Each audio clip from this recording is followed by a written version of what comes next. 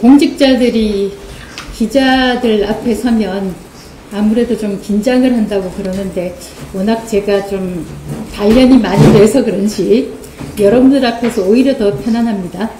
먼저 좀 압축해서 말씀드리기 위해서 제가 준비해 온 글을 좀 읽고 여러분들 질문 받도록 하겠습니다. 안녕하십니까. 방송통신위원회 위원장 이진숙입니다.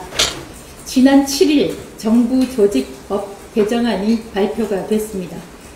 우리 방통위와 관련해서 기자 여러분께 또 국민들께 말씀을 드리려고 이 자리에 나왔습니다. 핵심은 방송통신위원회를 방송미디어통신위원회로 바꾸는 것입니다. 통상 조직 개편은 구조를 크게 바꿀 만한 이유가 있을 때 시행하는 것입니다. 이번 조직 개편안을 보면 조직이 크게 분리되거나 또 틀이 달라지는 것은 별반 없습니다. 전체적으로 보면 다른 부처의 경우에는 조직의 틀이 달라진다든가 또 분리된다든가 하는 그런 것들이 있죠. 그런 것들에 대해서 제가 찬반 입장을 가지는 것과 별개로 조직의 틀이 크게 다를 때는 조직 개편을 할 수 있다. 그런 생각을 가지고 있습니다. 그런데 방송통신위원회와 방송미디어통신위원회를 비교하면은 그 틀이 근본적으로 달라지지 않습니다. 유료 방송에 대한 관리 권한이 추가되는 정도로 파악을 하고 있습니다. 더 쉽게 설명을 해볼까요? 이 건물, 방통위 건물도 그대로 사용하게 될 것입니다. 아마 사무실도 거의 그대로 유지가 될 것입니다. 직원들도 그 자리에서 지금처럼 근무를 하게 될 것입니다. 사실상 현판만 바꿔 달게 될 가능성이 큽니다. 가장 큰 변화는 위원장, 저에 대한 조치입니다. 방미통일법이 통과가 되면은 직원들은 그대로 승계가 되고 정무직 위원들만 직을 잃게 만들었습니다. 지금 정무직은 위원장인 이진숙 저 하나뿐입니다. 돌이켜보면 민주당은 거대 정당이 가진 힘을 유독 방통위에 발휘했습니다. 국회가 추천하게 돼 있는 방통위 상임위원을 추천하지 않고 소위 2인 체제로 만들었습니다. 그리고는 그 2인 체제를 불법이라고 규정하면서 저를 탄핵했습니다. 불법적이라고 하면서 그 불법 상황을 해결하려는 노력이나 시도는 하지 않았습니다. 방통위 심의 의결을 문제 삼는 것은 오른손을 묶어놓고 왜 왼손으로 밥을 먹느냐 이렇게 시비거리를 삼는 것과 마찬가지입니다. 소송도 그렇습니다. 민주당은 2025년 방통위 소송 예산을 0원으로 만들었습니다. 아마 정부 부처 가운데는 유일한 것일 겁니다. 정부를 상대로 소송이 제기되면 정부 부처는 마땅히 대응을 해야 합니다. 소송 가운데는 국내 기업들도 있지만 글로벌 테크 기업도 있습니다. 소송비가 제로가 되면은 이런 중요한 소송에 손을 쓰지 못하고 그 피해는 고스란히 대한민국에 돌아가게 됩니다. 왜 이렇게 소송들을 0원으로 만들었나? 그것은 특정 방송사, 친민주당 성향의 방송사를 보호하기 위한 것이라는 말이 나옵니다. 특정 진영을 위해서라면 대한민국이 피해를 봐도 된다는 것인지 답답한 노릇입니다. 민주당 소속 최민희 국회 과방위원장은 이재명 정부와 의견이 다른데 왜 그 자리에 있느냐, 방통위원장 자리에 있느냐고 물었습니다. 방송통신위원회라는 기관은 대통령 직속 중앙행정기관이지만 대통령을 위해 봉사하는 기관이 아닙니다. 국민을 위해 봉사하는 기관입니다.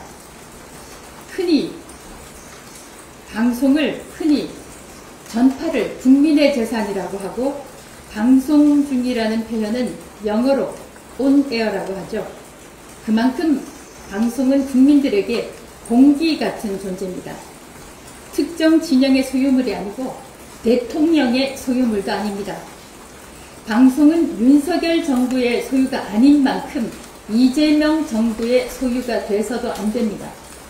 그렇게 되면 국민 주권 정부가 아니라 대통령 주권 정부가 될 것입니다.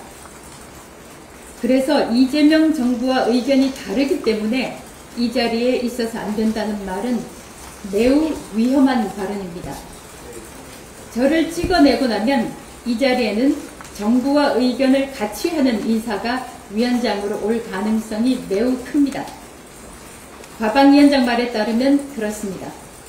정부가 하는 정책에 박수를 치고 공감을 표하는 인사를 앉힐 때 우리나라의 방송은, 언론은 과연 독립적인 것일까요? 정부 조직 개편 필요합니다. 기능이나 구조가 크게 달라질 때 그렇게 함으로써 또 효율적인 기능을 할 수 있을 때 조직 개편 할 수 있습니다. 그런데 사람 하나 찍어내기 위해서 정부 조직 개편이라는 수단이 동원된다면 그 정부를 민주적 정부라고 할 수 있겠습니까? 유료 방송 관리 권한을 방통위로 이관하는 문제는 그간 줄곧 논의돼 오던 이슈였습니다.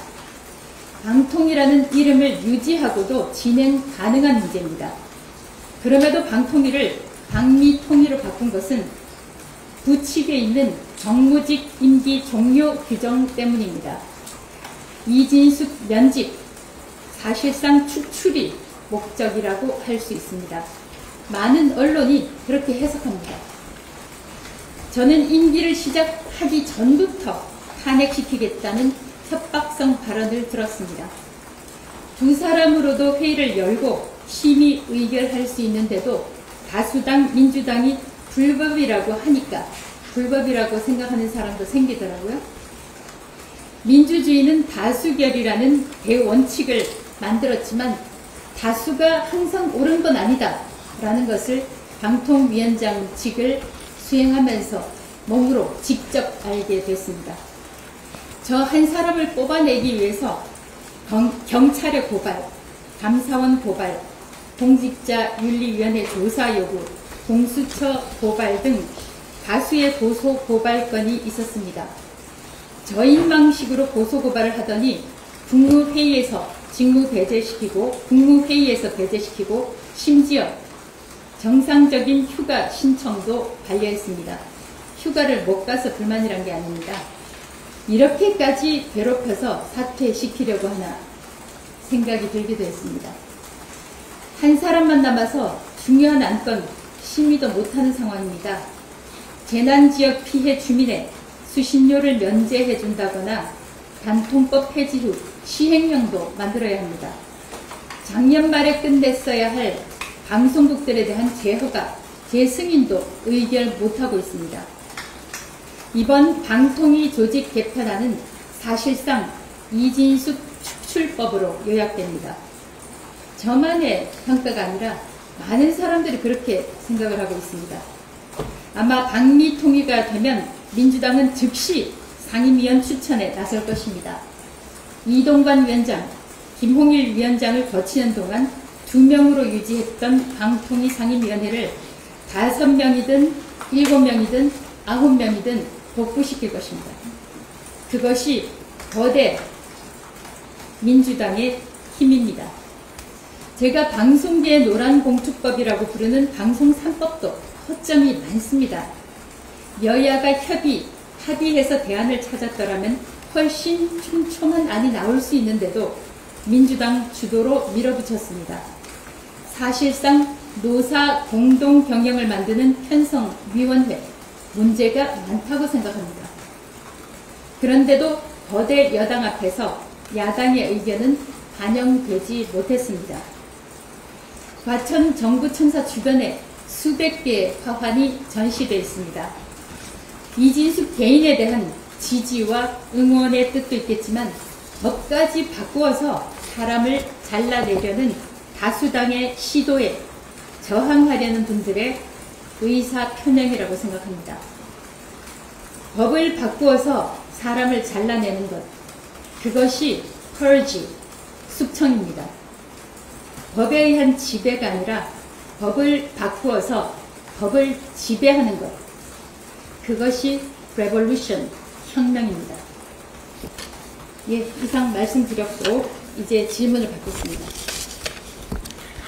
제가 드리고 싶은 이야기는 거의 다 했기 때문에 아마 질문은 별로 없을 걸로 생각이 되는데, 예.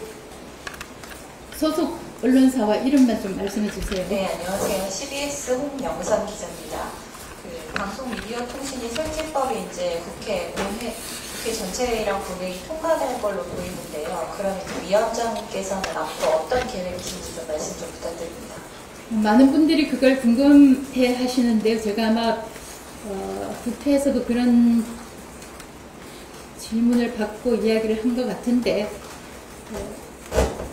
아마 제가 한 발언 중에 많이 등장하는 단어가 법일 것입니다. 법치, 법을 바꾼다, 이런 이야기를 했는데, 그에 대한 답변도 바로 법이라고 할 수밖에 없을 것 같은데요. 제가 이렇게 법을 바꿔서 사람을 잘라내려는 것이 불법적이라고까지, 불법과 불법적이라는 단어의 뜻은 다르지만 어떻든 법의 판단을 받아봐야 하지 않을까라고 생각을 하고 있습니다. 소송을 하신다는 말씀이신가요? 더 구체적인 것은 지금 아직은 방송미디어통신위원회 법은 통과가 안 됐으니까요. 그즈음 가서 여러분들한테 말씀드릴 기회가 있지 않을까 생각을 합니다.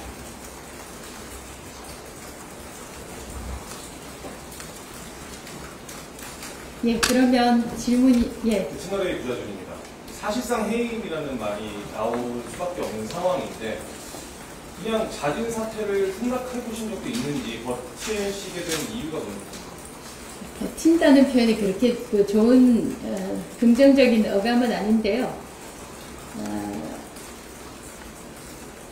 이런 식의 행태, 제가 소셜미디어에, 페이스북에 그런 저에 대한 사퇴 압박 좀 나열했지 않습니까? 경찰 고발, 검찰 고발, 감사원 감사 요청, 공직자윤리위원회 조사 요구, 공수처 고발 등등 해서 한 사람에 대해서 화살을 집중적으로 퍼부었고, 그것이 결국은 이제 저를 뽑아내려고 시도를 한 것이라고 저는 평가를 해요. 물론 이제 고소고발을 한 당사자들은 그걸 부인을 하겠지만, 그런 것들이 공직자에 대해서, 고위공직자에 대해서 뽑아내기 위한 수단으로 쓰인다. 그것을 그대로 받아들이고 자진 사퇴한다. 그건 저는 부정과의 합작, 부정에 대한 협력이라고 생각합니다.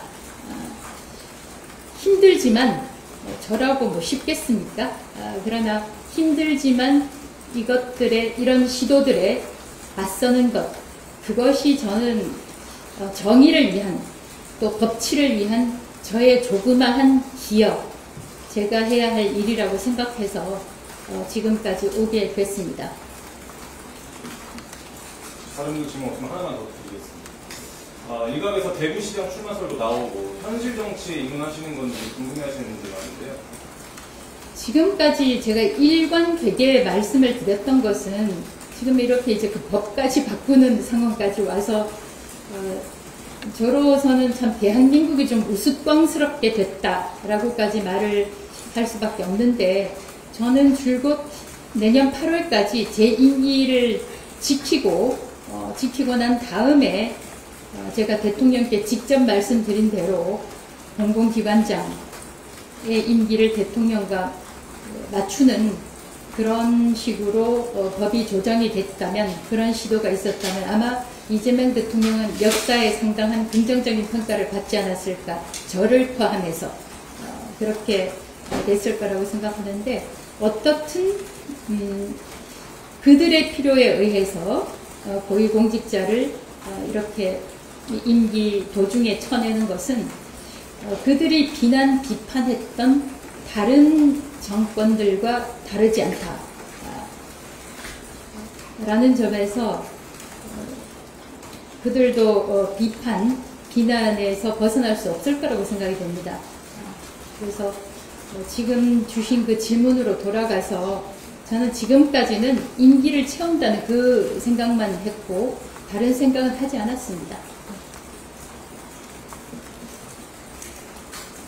기자 여러분들 모처럼 이렇게 한자리에 만나게 돼서 반갑기도 한데 제 개인적으로 아쉬운 거는 여러분들하고 조금 더 많은 기회를 가질 수 있기를 바랐고 또 식사 자리에서 그런 의견을 피력한 적이 있는데 이렇게 고위공직자가 임기 도중에 임기를 마치지 않고 끝나게 될 거의 마지막 시점에 오게 돼서 참으로 아쉽게 생각합니다. 예, 다음 기회에 또 만나죠. 수고하셨습니다. 위원장님 혹시 저희가 전체회의에서 다시 통과하거나 아니면 국회에서 본회의가 통과했을 때 다시 입장 발표를 하시는 건가요? 아니, 제가 이 미래에 대해서 저도 큰 틀에서의 계획은 잡고 있지만 통과가 됐을 때 어떻게 하겠다라는 걸 미리 말씀을 드릴 상황은 아니라고 생각이 돼요. 제가 때때로 외부의 상황에 변화가 있으면 제가 소셜미디어를 통해서든 이런 자리를 마련하든 다만 이제 이번의 경우에는 법이 통과가 됐기 때문에 발표가 됐기 때문에 정부조직법 개정안이 발표가 됐기 때문에 여러분들한테 설명을 할 필요가 있겠다 싶어서 이 자리를 마련한 것이고요. 또 제가 읽은 발표문 일종의 성명이 상당히 길다고 생각할 수도 있지만 또 어떨 때는 좀 짤막하게 지나가니까 저에 대해서 어떤 일이 일어났는지 방송통신위원회에서 어떤 일이 일어났는지 또 모르시는 국민들도 많더라고요. 그러면서 이제 댓글이나 이런 것들을 보면 진작 좀 설명을 좀 해주지 이렇게 말씀하시는 분들도 있어요. 그래서 나름대로는 좀 소상하게 말씀을 드렸습니다. 그리고 기자들께, 언론인들께, 국민들께 필요하다고 생각되면 여러분들께 다시 한번 말씀드리는 기회를 갖도록 하겠습니다. 수고하셨습니다.